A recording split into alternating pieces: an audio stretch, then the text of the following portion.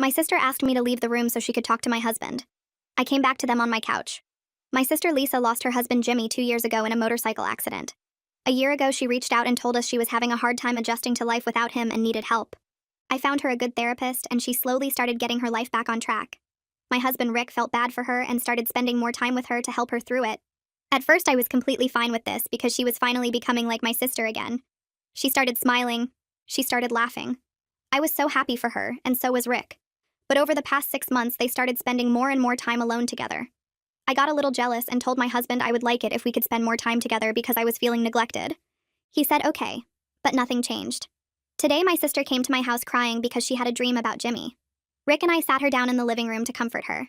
I was already a little annoyed because the second I let her in the door, she ran straight into my husband's arms instead of mine. We all sat down, and Rick asked her what happened in the dream. She looked at me and actually asked me to leave the room because she didn't feel comfortable telling me. I was so hurt, I immediately got up and left.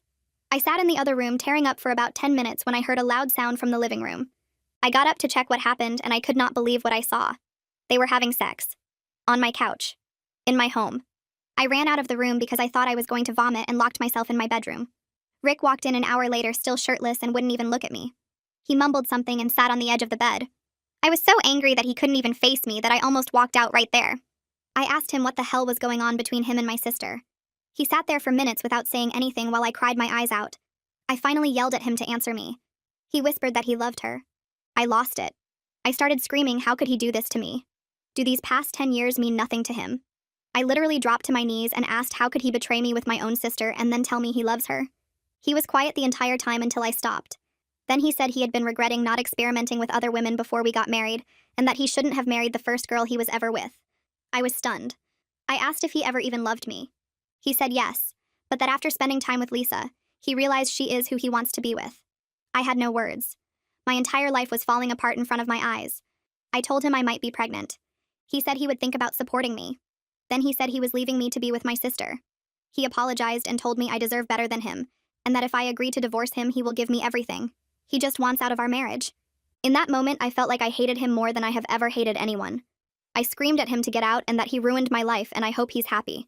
Then he had the audacity to try to hug me. I pushed him off and someone knocked on the bedroom door. He told me he still loved me and that we would figure everything out, and then he left. I decided to call my parents and tell them what happened. My mom was quiet for a long time and then dropped a bombshell on me. She said Lisa had already told her weeks ago that she had feelings for Rick and wanted to be with him. My own mother knew and said nothing. I asked her why she didn't warn me, and she said she didn't want to start drama between her daughters. I hung up on her. Then I got a text from Lisa. She said she was sorry, but that she and Rick were meant to be, and that I would understand one day. She also said Mom had given them her blessing. I sat there staring at my phone, realizing that my husband, my sister, and my own mother had all betrayed me. But what none of them know is that this morning I got the results back from the doctor. And what those results say is going to change everything for all of them. I pulled the medical papers from my purse where I shoved them this morning before everything fell apart. The words swim in front of my eyes because I'm crying so hard I can barely see. Negative. Not pregnant. The one thing I thought might give me some power in this nightmare doesn't even exist. I crumple the paper in my fist and throw it across the bedroom. It bounces off the wall and lands on the floor next to Rick's dirty socks that he left there this morning like this was just another normal day. Part of me feels relief though, because at least I won't be tied to him forever through a child. At least I won't have to see his face at soccer games and school events for the next 18 years. At least any kid I might have someday won't have a father who chose my sister over their mother. I grab my phone with shaking hands and scroll through my contacts until I find her name. Maddie picks up on the second ring, and I can barely get the words out before I'm sobbing again. I tell her everything. About Lisa asking me to leave the room. About finding them on my couch. About Rick saying he loves her. About my mom knowing for weeks and saying nothing. Maddie starts cursing so loud I have to pull the phone away from my ear. She tells me she's getting in her car right now and she'll be there in 2 hours. I hear her keys jingling in the background and a door slamming. She's already looking up divorce lawyers on her phone while she's talking to me. She rattles off 3 names and says her cousin used one of them last year and got everything in the settlement. I'm still crying, but hearing her voice makes me feel like maybe I can survive this. Maybe I'm not completely alone, even though my husband and sister and mother all betrayed me. Maddie shows up at my house right as the sun is setting. I'm still locked in the bedroom where I've been since Rick left hours ago. I haven't moved from this spot on the floor next to the bed. My legs are numb and my face hurts from crying. She doesn't bother knocking. She just opens the door and sits down next to me on the carpet. She doesn't say anything at first. She just puts her arm around me and lets me cry into her shoulder. After a while, she stands up and starts pulling clothes out of my dresser. She throws them into the suitcase she brought from her car. She grabs my toothbrush from the bathroom and my phone charger from the nightstand. She tells me I'm not spending another night in this house where my husband had sex with my sister on my own couch. I don't argue with her. I just let her pack my stuff and help me stand up. My legs feel weak when I try to walk. We leave through the back door because I can't stand to walk past that couch in the living room. The drive to Maddie's apartment takes forever. She lives 2 hours away in the city, and the whole time I just stare out the window watching the streetlights blur past. She tries to talk to me a few times, but I can't really respond. My brain feels foggy, like I'm watching everything happen to someone else. We stop at a gas station halfway there, and she buys me a bottle of water and some crackers because I haven't eaten anything since breakfast. I can't even remember what I ate this morning. Everything before walking in on them feels like it happened in a different lifetime. When we finally get to her place, she makes up her couch for me with blankets and pillows.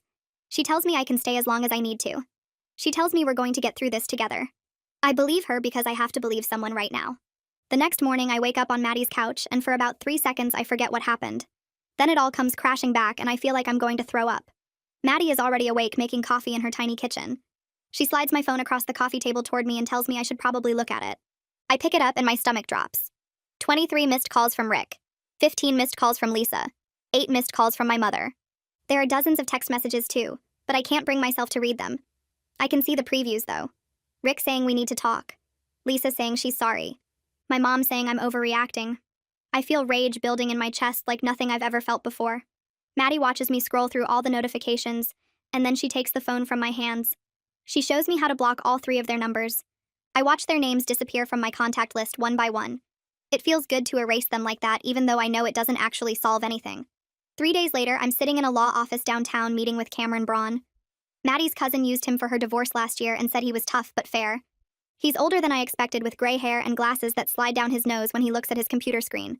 I tell him everything that happened, and he takes notes on a yellow legal pad. He doesn't seem shocked or even surprised. He probably hears stories like this all the time. When I finish talking, he leans back in his chair and asks me what I want out of the divorce. I tell him Rick offered to give me everything if I agree to end it quickly. Cameron raises his eyebrows at that. He says Rick's offer might actually be real if he's desperate enough to avoid a messy public divorce that exposes the affair. He says we should take him up on it before he changes his mind, or his lawyer talks him out of it. He explains that most divorces drag on for months or even years, but if Rick really wants out this fast, we could be done in a few weeks. The thought of being legally free from him, that quickly makes me feel something close to hope for the first time since this nightmare started. Cameron sends a formal letter to Rick's phone that same afternoon. The letter says I'm represented by legal counsel now, and all communication has to go through Cameron. No more calls, no more texts, no more showing up at places I might be. Within 2 hours, Cameron gets a call from Rick's lawyer. I'm sitting in his office when his phone rings, and I watch his face while he talks. He hangs up and tells me Rick's lawyer wants to schedule a meeting to discuss settlement terms. Cameron says this confirms what he suspected. Rick really does want this over as fast as possible. Probably because he knows how bad it will look if people find out he left his wife for her widowed sister. Probably because he wants to start his new life with Lisa, without me hanging over them like a ghost. Cameron says we have leverage here, and we should use it to get me the best possible deal. He starts making a list of everything I should ask for. The house, the savings account, his retirement fund, everything we built together over 10 years of marriage that he's willing to throw away. The next day, Maddie drives me back to my house to get more of my stuff. We wait until noon because we know Rick will be at work. Walking through the front door feels strange, like I'm trespassing in someone else's home. Everything looks the same, but it all feels different now. Contaminated. Maddie follows me from room to room while I grab clothes and books and random things I can't imagine leaving behind. In the living room, I see something small and gold on the floor near the couch. I bend down to pick it up and my stomach turns. It's Lisa's earring. The one shaped like a tiny heart that Jimmy gave her for their first anniversary. She wore them every day after he died like a way to keep him close. She was wearing them yesterday when she came over crying about her dream. She must have lost it when she was having sex with my husband on my furniture. I run to the bathroom and throw up in the toilet. Maddie finds me there a few minutes later and helps me stand up. She takes the earring from my hand and throws it in the trash. She tells me we're almost done and then we can leave. We're carrying boxes out to Maddie's car when Rick's truck pulls into the driveway. My heart starts racing and I freeze on the front steps. He gets out and walks toward us like he has every right to be here. Like this is still his home. Maddie drops her box on the ground and steps between us before he can get close to me. She tells him I have a lawyer now and he needs to contact Cameron if he wants to talk. Rick looks past her at me and I can see something in his eyes that might be regret or guilt or maybe just discomfort. He says Lisa is already talking about moving in with him. He asks if I'm going to be reasonable about the timeline for the divorce. Reasonable. Like I'm the one being difficult. Like I'm the one who destroyed our marriage.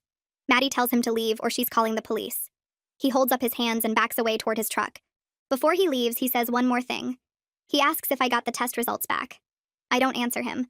I just turn around and walk back into the house with Maddie right behind me. That evening, Cameron calls with news. He sounds almost excited on the phone, which seems wrong given the circumstances. He says Rick's guilt is making him offer me the house, his entire retirement account, and most of the savings if I agree to a quick divorce.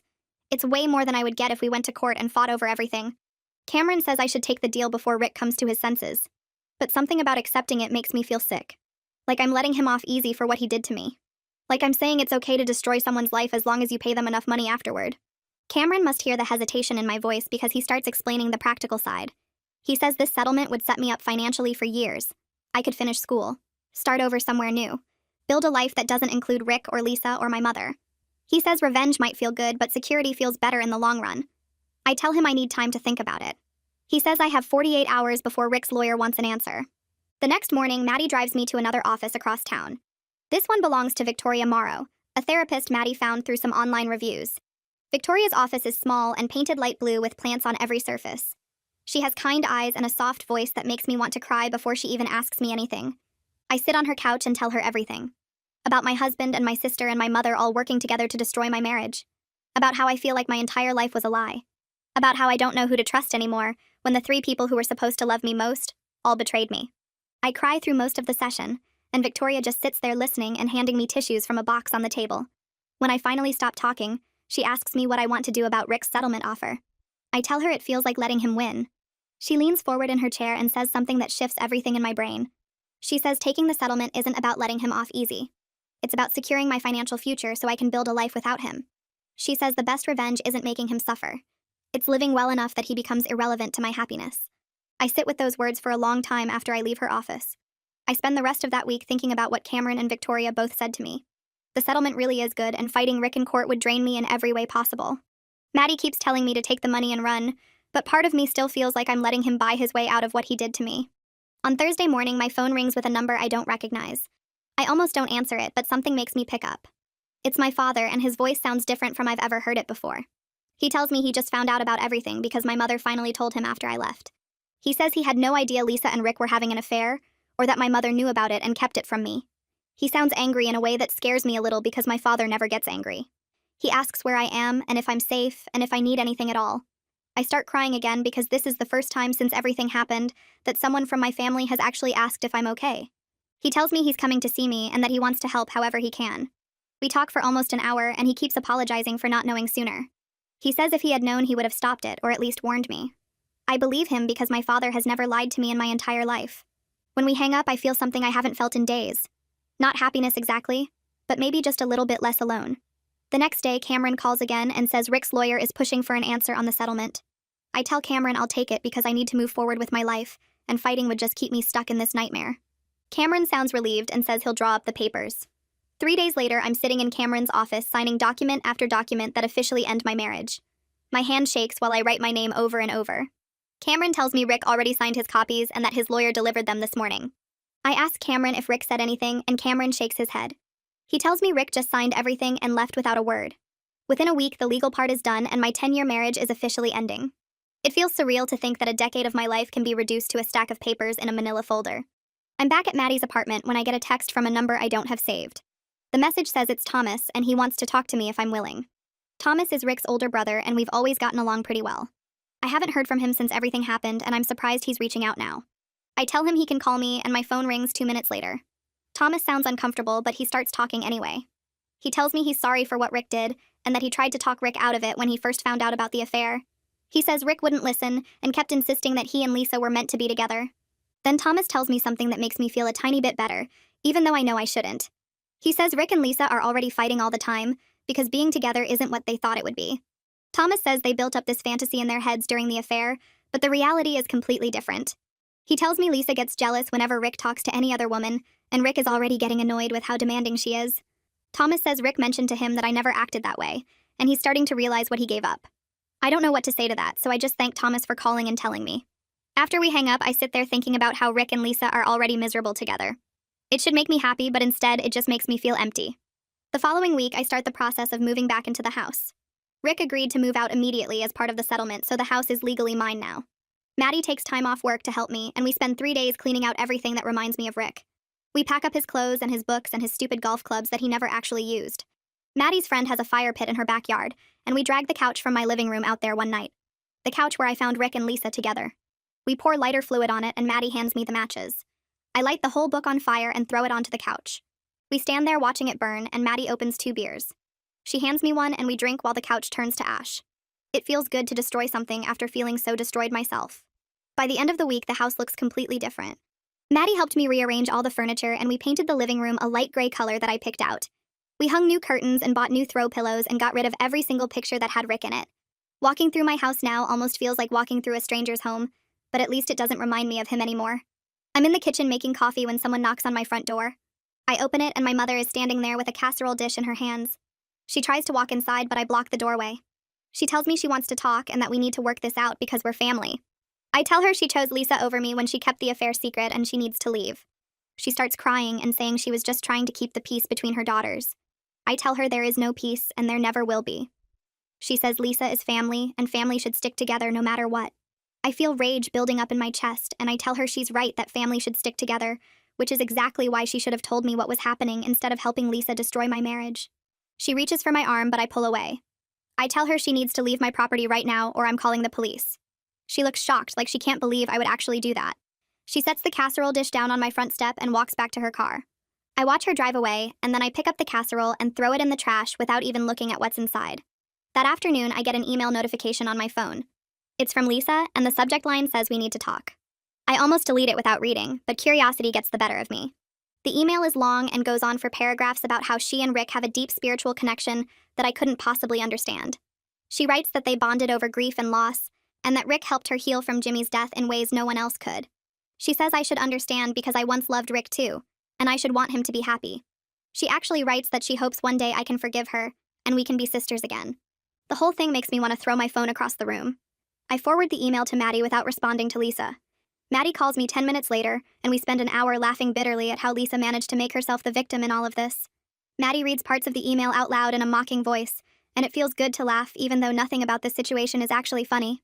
A few weeks after the divorce is finalized, I walk into the community college registration office with a folder full of paperwork. The woman behind the desk looks bored until I tell her I dropped out 10 years ago to support my husband's career, and now I want to finish my degree. She perks up and starts typing on her computer, pulling up my old transcripts and telling me I only need 30 more credits for my associate degree. I sign up for 3 classes that semester and walk out feeling like I'm finally doing something for myself, instead of sacrificing everything for a marriage that meant nothing. The first day of class, I sit in the back row of Introduction to Business Management and realize I'm the oldest person in the room by at least 5 years. The professor starts talking about goal setting, and I write down every word because this is my second chance and I'm not going to waste it. 2 months into the semester, Maddie calls me while I'm studying for a midterm. She sounds weird and asks if I'm sitting down. I tell her I'm always sitting down lately because I'm either in class or doing homework. She says she ran into Rick's brother Thomas at the grocery store and he told her that Rick and Lisa broke up.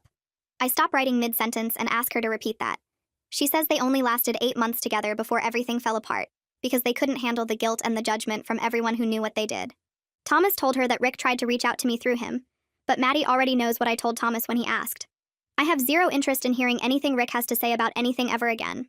Maddie asks if I'm okay, and I realize I don't feel much of anything hearing this news. Part of me thought they would stay together forever, just to prove that destroying my marriage was worth it. Now they couldn't even make it a year. I tell Maddie I need to get back to studying and we hang up. I stare at my textbook for a while thinking about how Rick and Lisa are probably both miserable now, and how that should make me happy, but it just makes me feel empty. The rest of that semester, I throw myself into my classes and end up getting straight A's. My father takes me out to dinner to celebrate and tells me how proud he is that I'm building a new life. He mentions that he and my mother are definitely getting divorced because he can't forgive her for enabling Lisa's affair and keeping it secret from me. I feel guilty that my parents' marriage is ending because of what happened to me, but my father says some betrayals are too big to move past. Over the next year and a half, I take more classes and work part-time at a bookstore near campus. The work is easy, and my coworkers are college kids who don't know anything about my past. I like being anonymous there. I like that nobody looks at me with pity or whispers about what my sister did.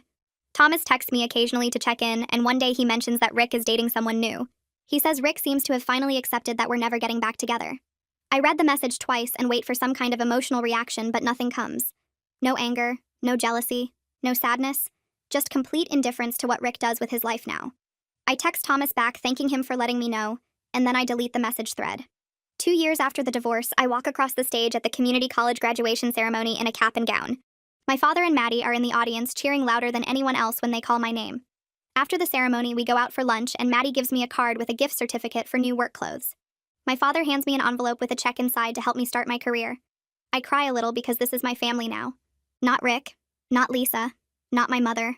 Just the people who stuck by me when everything fell apart. My life is smaller than the family I thought I had, but it's real and supportive and genuine. I start applying for jobs in my field and land an entry-level position at a marketing firm 3 weeks after graduation. The pay isn't great, but it's a start, and I'm building something that's mine. I'm in a good place now with my degree and a career path I'm actually excited about. I still see Victoria every other week for therapy because the betrayal changed me in ways I'm still working through. I have trust issues that pop up at weird times. I second-guess people's intentions. I keep walls up that probably shouldn't be there anymore. But I survived the worst thing I could imagine happening to me, and I came out stronger on the other side. Some days I still think about that night when I walked into my living room and saw Rick and Lisa on my couch. The image is burned into my brain forever. But now when I think about it, I don't feel the same crushing pain I used to feel. Now I just feel grateful that I found out who they really were before I wasted any more years of my life on people who didn't value me.